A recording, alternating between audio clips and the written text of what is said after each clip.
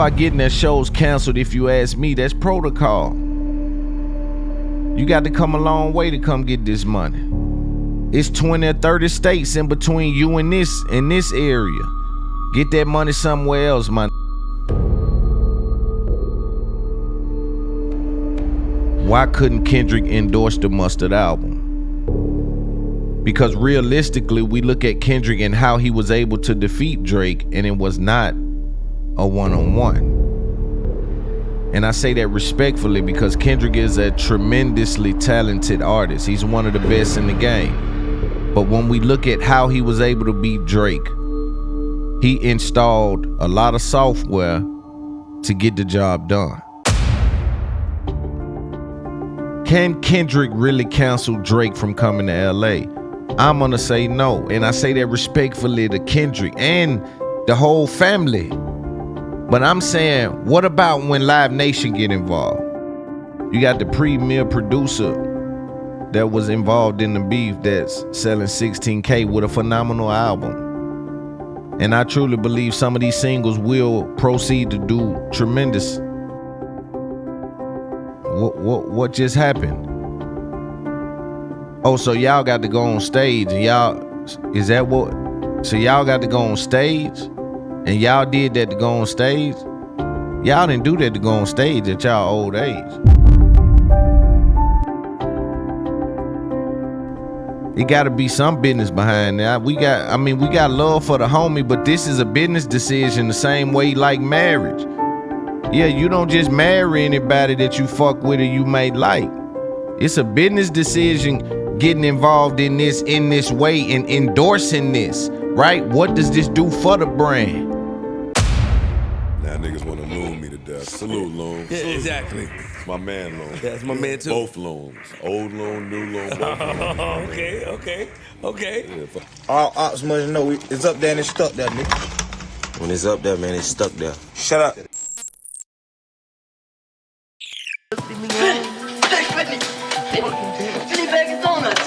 Yo, welcome to It's Up There podcast. I go by Big Loon, you know the vibes. I want to thank everybody that's tuned in right now for another episode of It's Up There podcast. I've been bringing y'all solo episodes. You know, we back in rotation, feeling good. But thank you guys for tuning in, man. The coach is in a great place. There's a lot to talk about. Of course, I can do these every day. I don't want to bleed y'all just yet. You dig what I'm saying? I got to figure out some things. For those of you that know what I'm doing, I'm hustling. I'm trying to figure out the clip side of things, right? You dig what I'm saying? And so give me a second. Let me get in rotation, and then we'll be okay, man. But life is good. You know, life is great. Hopefully life is good for y'all. For those listening, come to patreon.com to support me. It's Up There podcast. So that's www.patreon.com/It's Up There podcast. Highest level of game. This is not that other shit. If you come here and you look for that little boy talk, let me just let you know you're in the wrong place.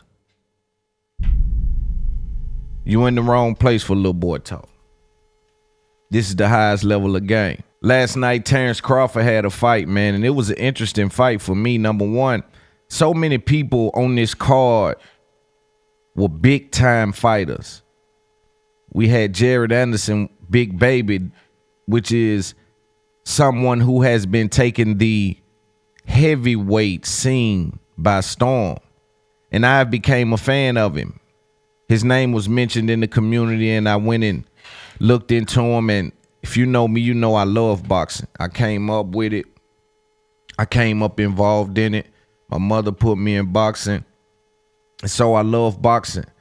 High level of respect for what those guys do. I got a couple of big boxer interviews lined up. Can't wait to get them in the can because I got appreciation for it. Nonetheless, Big Baby was someone that I got a hold to because, again, they mentioned him in the community. So I went down this rabbit hole and they had attached some marketing to him. He's a very talented young man, and I knew he had a very aggressive style where he would just press and press and press and press. And for me, that's alarming. As a boxing fan that watched Floyd Mayweather had to dance in between the lines, right? Have to do more than just one thing, have technique and power. And then at some point, power comes the third option. You just got to make sure you can bag them up. But I'm really finna beat you with finesse and precision. He's young in the game. And so he would press. And if you know anything about boxing, when you press like that, if you ask me, that's basically saying that I'ma always be the strongest out there. And that's a mistake. While you're working on your footwork, there's someone that's only working on their strength. So he had a fight. His name was Martin Bacoli. I think he had him like 30 pounds.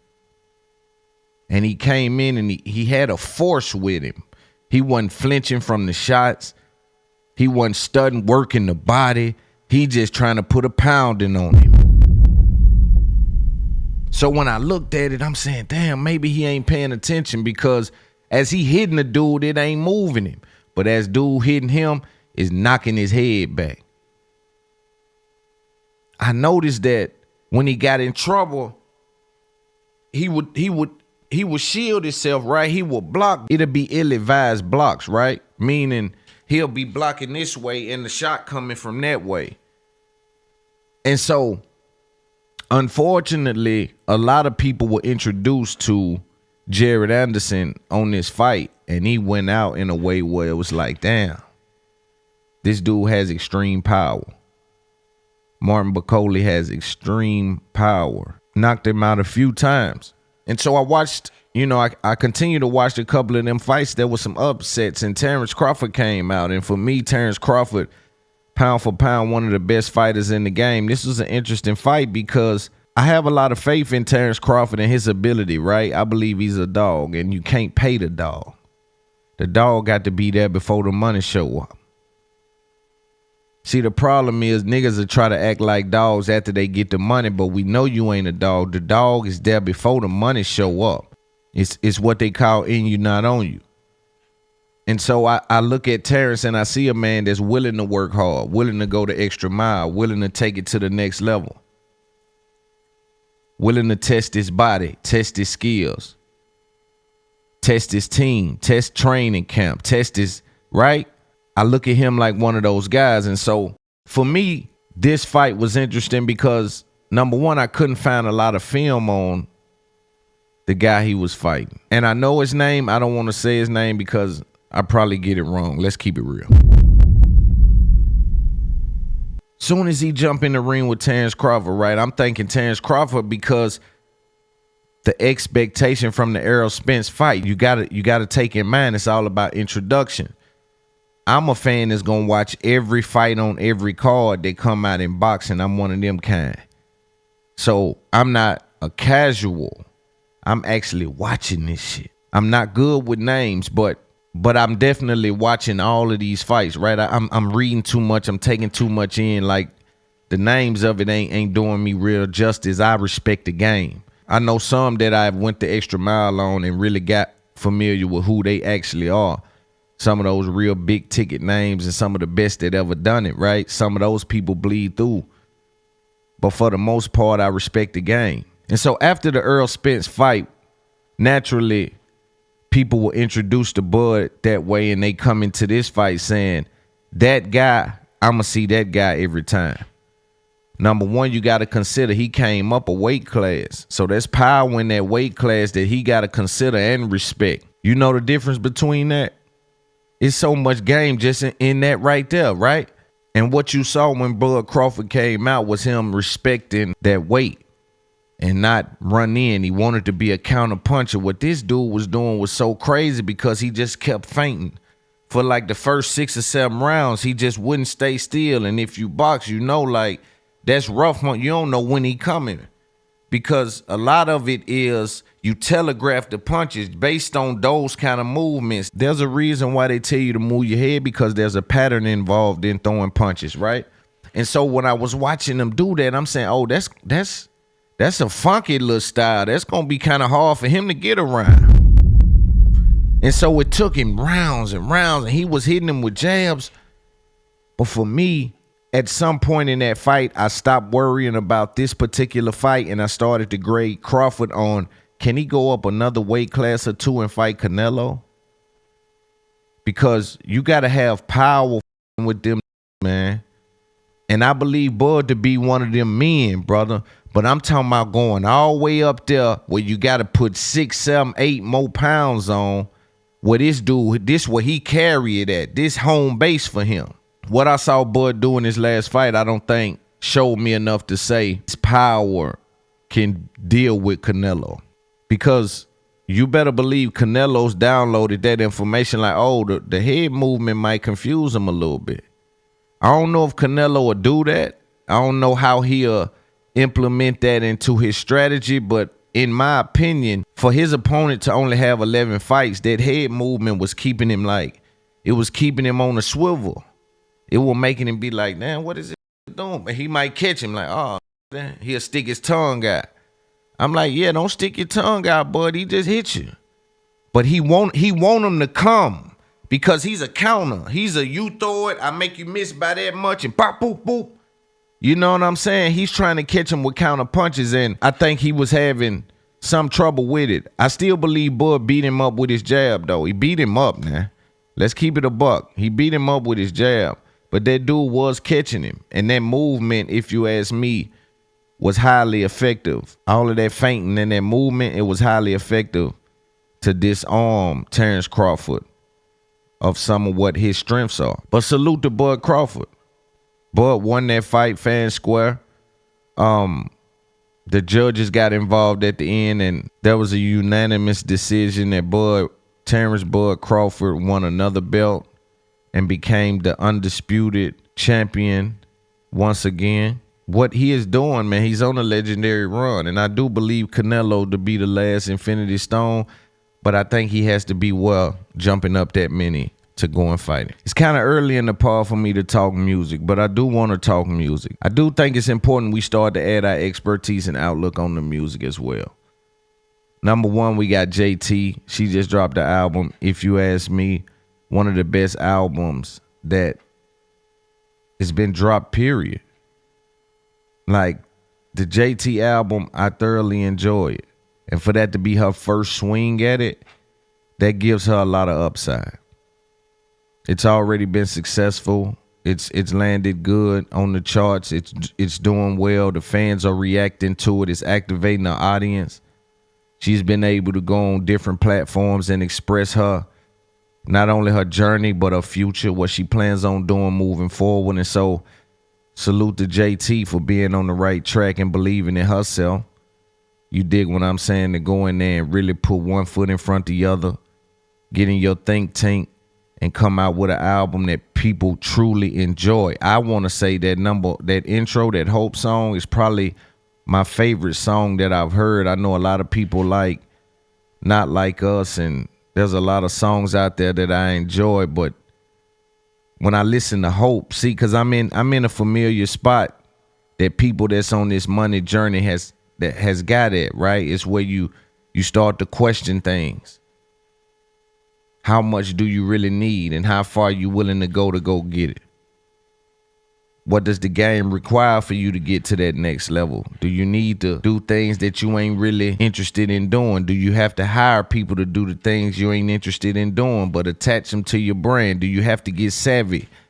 Can you lay back? Is your fans ready? Will they activate if I go on tour?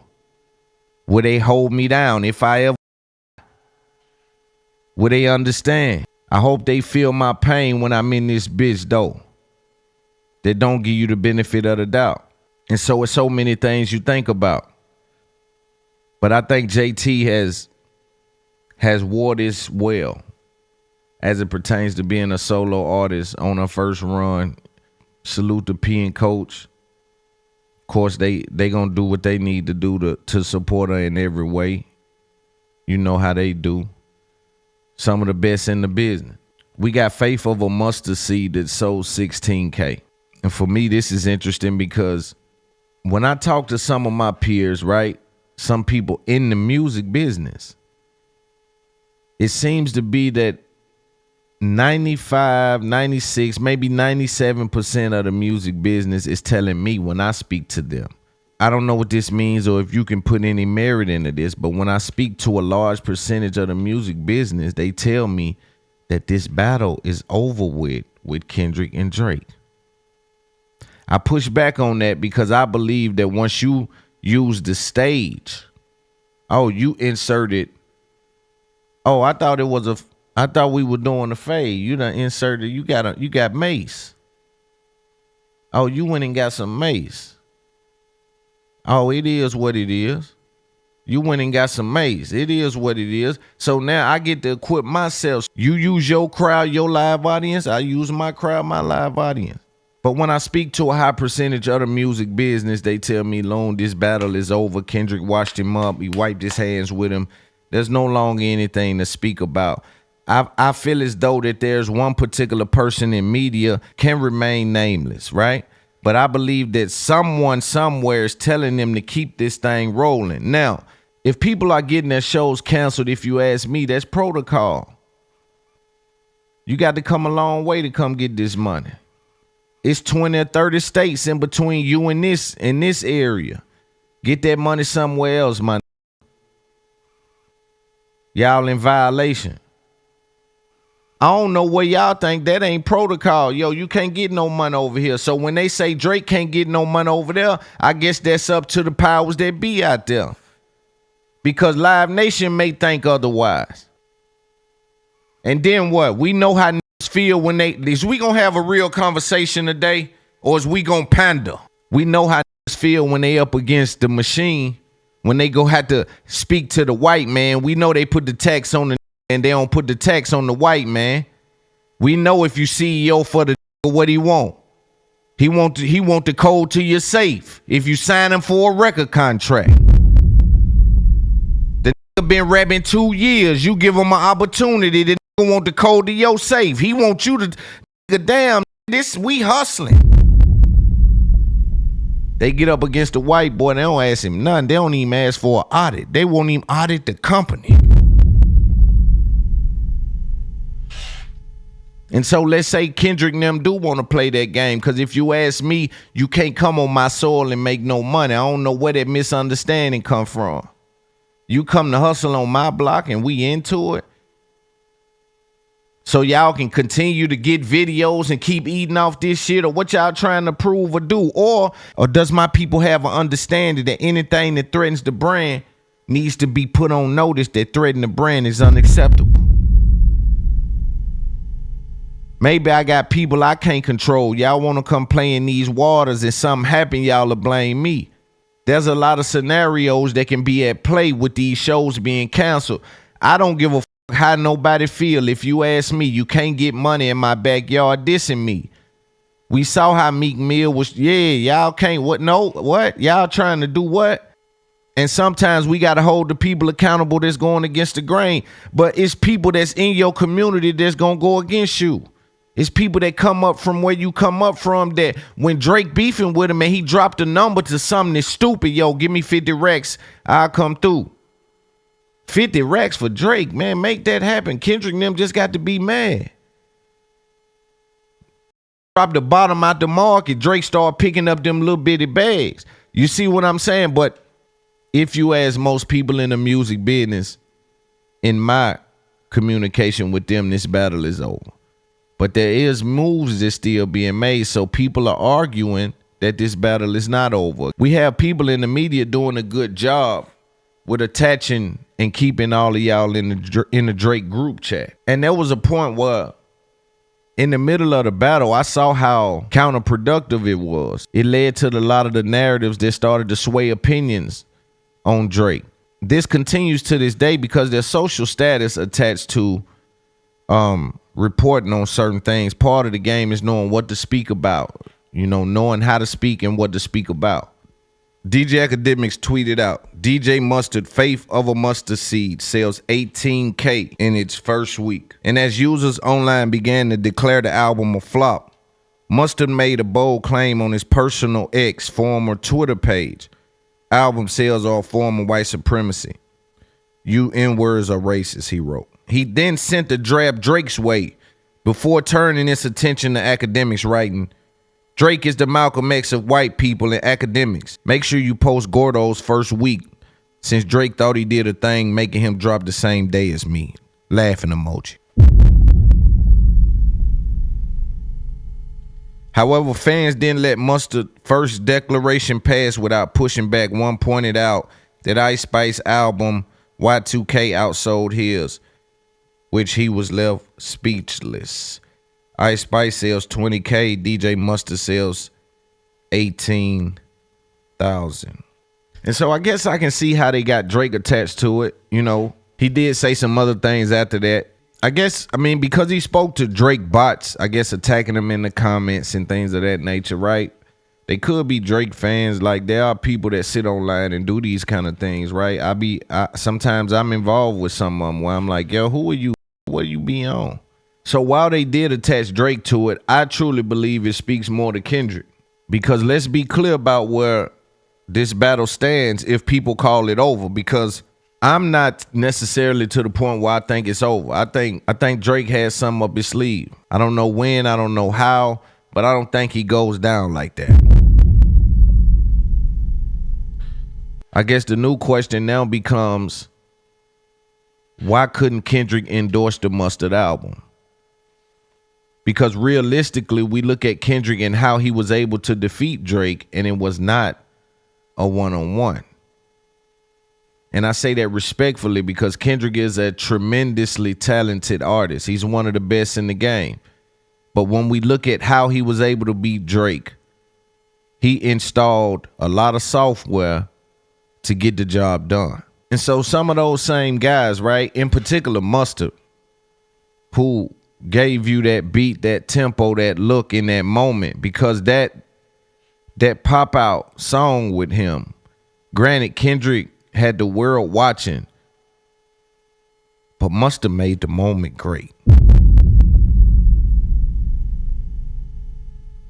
I'm interested in knowing the business behind that record.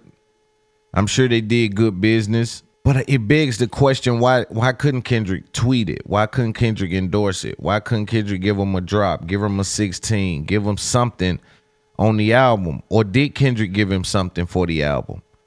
If he did, I think that would have been a talking point for Mustard at this point. I think he would have probably said that, because a lot of people are kind of questioning, well, hold up, man, y'all helped Kendrick. What just happened? Oh, so y'all got to go on stage and y'all, is that what? So y'all got to go on stage and y'all did that to go on stage? Y'all didn't do that to go on stage at y'all old age. It got to be some business behind that. We got love for the homie, but this is a business decision the same way like marriage. Yeah, you don't just marry anybody that you fuck with or you may like. It's a business decision getting involved in this way and endorsing this, right? What does this do for the brand? What does it do for my reach? Is that Canada tour, is that Canada spot one of the highest paid spots? Did I consider that? What did I lose? What did I gain? Is there any loyalty coming from Kendrick's side? Does he even show loyalty? How does he show loyalty? Have we saw him show loyalty? I'm not sure, because I'm not in tune with Kendrick enough, but I'm sure his fans will be able to explain exactly how Kendrick Lamar has been able to show loyalty to whoever has been in his game with him. But to get on stage, what did you get from it? You got the premier producer that was involved in the beef that's selling 16K with a phenomenal album. And I truly believe some of these singles will proceed to do tremendous. They'll do well. Let there be no misunderstanding about what Mustard has brought to the table, the product that he has produced. I truly believe the song with Future, Ty Dolla $ign, that's one of them ones. I like the Young Thug record that's on there. There's like 3 or 4 records that I truly, truly enjoy. And so I don't think this is an indictment to his product. I think that the residue of the battle has us examining the players' next moves, right? The people that was involved, right? You came out on stage. All right, so you cut Drake off.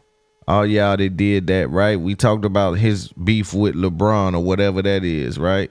If there's a scenario where him and LeBron is even seeing eye to eye, because again, you're not endorsing music at this point, man. You gotta give an award to Kendrick.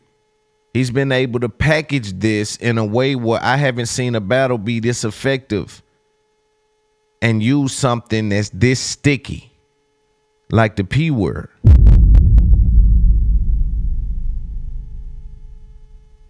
I think that's what took this battle to a different level, and it's like wherever y'all want to take it. But if we're being realistic, can Kendrick really cancel Drake from coming to LA? I'm going to say no, and I say that respectfully to Kendrick and the whole family. But I'm saying, what about when Live Nation get involved? The people that's booking that show, that's guaranteed his money, because he ain't even going to play with it. When I come on that West Coast, all of y'all send everything on the front end just in case if it look away, I'm gone and I'm still paid. It's in the contract. Make sure it ain't nothing popping. We in and out like a bank robbery. You dig? And that's even if we got to do it like we making a lot of money off this music thing, man. They don't want me on the West Coast. Say, baby, this shit here's a non-contact sport, baby. I don't got to get no money on the West Coast, homie. I can get it from the East Coast. I can get it down south. I hope, man, I can go to China and get me some money. You know, you can go from here to there to get it long as you can. Yeah. You see what I'm saying?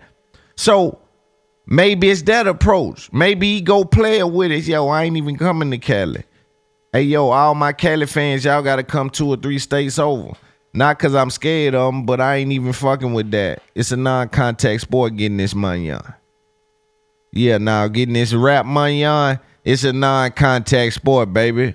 They done tricked y'all into believing niggas supposed to crash out. This here non-contact sport getting this money on. Yeah, you just got, you supposed to, pop it and make them drop it. You dig what I'm saying? Yeah, man. So that's how I look at it. But I don't truly believe Kendrick Lamar can cancel Drake, if we're being honest, because somebody else will be involved. In closing on this mustard Drake academics media thing that's happening, I want to say this in closing. I believe people that's close to Kendrick got to be careful. Because what was hurting them at first can easily reverse. When you ask me prior to what people are calling the closing of this battle, Loon said that, academics is talking, he doing too much. He's affecting Drake in a negative way. I don't know if he's positioning him to help, but just from a perception standpoint, they're going to use what he says against him. Nobody cares if he apologizes 2 seconds later. He's trying to prove a point to his chat, and so he says something to just go against the grain. He on a mission. They gon' instantly use that against him. So I started to say, they're using academics against Drake. They're taking the person that's speaking on behalf of Drake, and they're using his clips against Drake. Anytime he bigs up Kendrick trying to play the fair role, they'll just cut around that, take that out, and present it to the market. So I say, Drake got to stop talking to dude. He's feeding that to the audience. Whether he's conscious about it or not, he's kind of feeding, it's bleeding over. And so while I thought they were using academics against Drake now, they're going to start using y'all against Kendrick. Because it looks like Kendrick wanted to come soak all of that up and then go off in the corner and chill out with it for a minute and pop back out like, here I am again. We'll close out the music segment of that. Drake has a few records out. Tory is dropping records from behind bars. I guess he's cracked the code on that. They said there's more to come, a lot to come with Tory. He's had some added elements to his case. I'm going to call Megan and have a conversation with her about that and see what she's thinking about that. That's interesting. That his bodyguard is now popped up. And we may do another show. For people that don't know, go watch the last one. Next, I want to talk about Julio Fulio. His killers were arrested. I want to watch the video that the police department in Tampa presented to the media as they had already executed warrants on several fugitives of justice, as they called it, involved with Julio Fulio's murder. Let's pay attention. You are watching It's Up There podcast. For free tickets to our live show, visit patreon.com/It's Up There a podcast. You will be able to sit in the live audience for our next live show in 2 months. Also, to see this full episode, come to our official Patreon. Thanks for watching.